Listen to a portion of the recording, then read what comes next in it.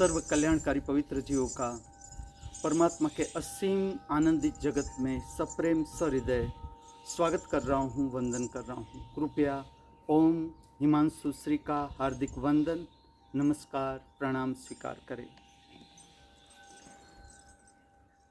शुक्रवार की पवित्र संध्या प्रकट होने को जा रही है।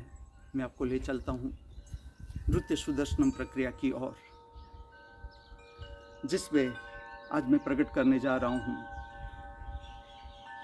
भक्त श्री त्यागराज की अद्भुत रचना, जो उसे समाधि में प्राप्त होती है।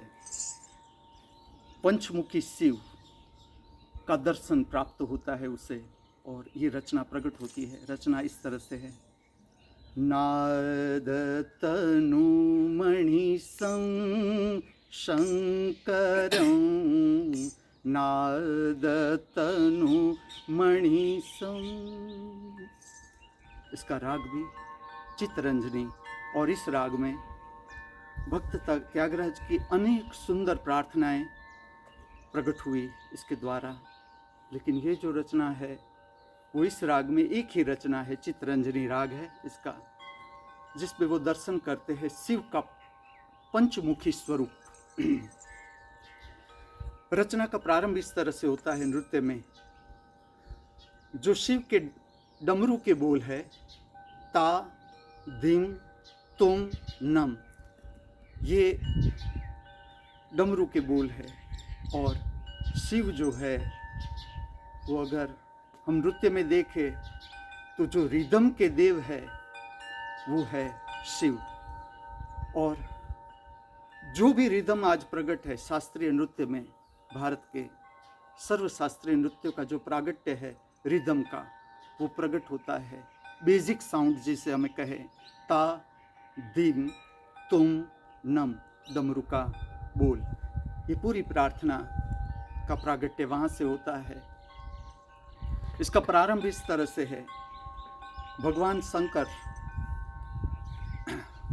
पार्वती से अभिभूत होकर रुद्र वीणा का निर्माण करते हैं, वो रुद्र वीणा बजाते हैं।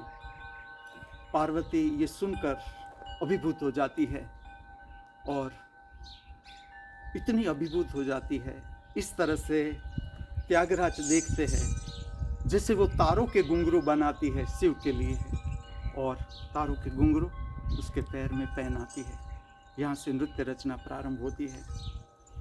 इसका एक जो महत्वपूर्ण अंग है वो इस तरह से है कि जो सा रे गा म प ध नी, ये जो स्वर है उसका प्रागट्य विविध प्राणी और पंछियों के ध्वनि से प्रकट हुआ। इसका बेसिक जो साउंड है, इससे सारे स्वर प्रकट हुए। और इसका अंत इस तरह से होता है। मार्कंडे राजा जो भगवान शिव के भक्त थे, वो प्रार्थना करते हैं, पूजा करते हैं शिव की।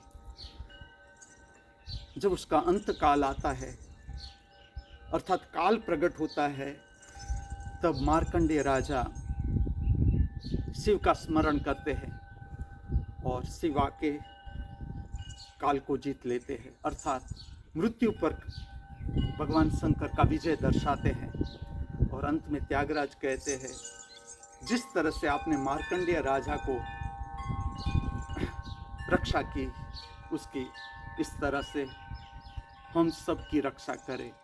इस तरह से पूरी प्रार्थना का सार है। यहाँ पर मैं आपको कुछ भगवान शिव के नृत्य के बारे में बताऊंगा। जो भगवान शिव का नृत्य था, जो आज आप नृत्य देख रहे हो स्टेज पर, जो भारतीय शास्त्रीय नृत्य का प्रागट्य है, उसमें आप रचनाएं देखते हो। जैसे कि एक प्रार्थना है, उस प्रार्थना पर नृत्यकार अपनी रचना प्रकट करता है। लेकिन जो भगवान शंकर का जो नृत्य था वो अंतर्नाद से प्रकट होता है। उसमें कोई कविता नहीं थी। जो कविता भी सुनाई दे रही है तो वो भीतर से सुनाई दे रही है। उसके हाथ में केवल डमरू था, डमरू बजाते थे और नृत्य को प्रकट करते थे। इस संदर्भ में मैं एक मेरा अनुभव कहूँ। मैं 9th स्टैंडर्ड में था। कच्छ का एक छोटा सा गांव गढ़सीसा, इसमें मैं पढ़ रहा था। हिस्ट्री का पीरियड था और हिस्ट्री के पीरियड में जो हमारे टीचर आते थे उसका नाम था गढ़वी साहब। उसे मेरे पर बहुत प्रेम था। उसने मुझे बहुत उस वक्त के जो सारी ललित कलाएं थी, नाटक था, चित्र था, उसमें बहुत मार्गदर्शन दिया उसने। जैसे स्टेज है, कहाँ पर किस तरह से डायलॉग बोलना है, कहाँ खड़ा रहना है, किस तरह से डायलॉग बोलना है, किस तरह से ऑडियंस का सामना करना है, हर छोटी छोटी बातों में वो मुझे सिखाते थे, समझाते थे। और ये गाइडेंस मैं जब शहर में आया, कॉलेज में जब मैंने भाग लिया नाटक में, हर जगह रंगमंच का ये अनुभव मुझे काम आया। वो ले रहे थे इतिहास का लेक्चर, बहुत ज्ञानी थे। वो आकर हिस्ट्री की बुक का नंबर देते हैं कि ये पेज खोलो। मैं जैसा पेज खोलता हूँ, नटराज की मूर्ति, मेरे भीतर कुछ जैसे जंकृत हुआ। उस समय उसने मुद्राएं दिखाई, मुझे आज भी याद है, मैं आपको कहता हूँ। इस तरह की मुद्राएं थी। वो कहते हैं भारतीय शास्त्रीय नृत्य के बारे में उसने थोड़ा सा समझाया लेक्चर में। उसने कहा आँख इस तरह से दिखाई जाती है, और जैसे मृग नयनी दिखाना है तो ये मृग है, मृग नयनी, उसका इतना मुद्रा का धारण करना। और जैसे मेरे में से कुछ विस्फोट हुआ हो, जैसे कुछ नाद, मैंने अद्भुत नाद का अनुभव किया क्लासरूम में। मेरा जी उस क्लास में लगे ही नहीं, इस तरह से नाद प्रारंभ हो गया। उस रात में सो न पाया। मुझे रात को मेरा बिस्तर छोड़ के बहुत बड़ी टेरेस थी, ढाबा था बहुत बड़ा, मैं वहाँ चला गया। और जो नाद सुनाई देता था वो इतना प्रचंड था, अपने आप मेरे भीतर से नृत्य प्रारंभ होने लगा। इसे कहते हैं आध्यात्मिक नृत्य शास्त्र में अंतर्मुखी नृत्य, जिसमें कोई साउंड बाहर से बजाया नहीं जाता। साउंड सुनाई देता है, ध्वनि सुनाई देती है, राग सुनाई देता है, और उसके ऊपर नृत्य प्रकट होता है। इसके बाद हर रात मेरी ऐसी हो जाती थी कि जैसा नाद प्रारंभ हो, मैं ढाबा पर चला जाता था। और खास करके जो पूर्णिमा का समय था, जिसमें चांदनी रात प्रकट होती थी, और मैं देखता था मेरा जो शरीर का परछाई है वो मुझे फ्लोर पर दिखाई देती थी चांद की रात में। और ये अंतर्नाद से नृत्य प्रकट होता था।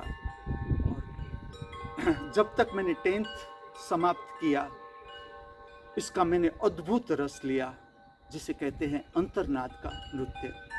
मैं आपको ले चलता हूँ आज की अद्भुत नृत्य सबर प्रार्थना, पंचमुखी शिव की प्रार्थना, राग चित्तरंजनी। इस जगत के सर्व कलाकारों के भीतर बहती हुई कला की दिव्य शक्ति को हार्दिक प्रणाम करते हुए, हमारे सबके भीतर उपस्थित दृष्टा स्वरूप परमात्मा के चरणों को स्पर्श करते हुए नृत्य सुदर्शनम प्रक्रिया की ओर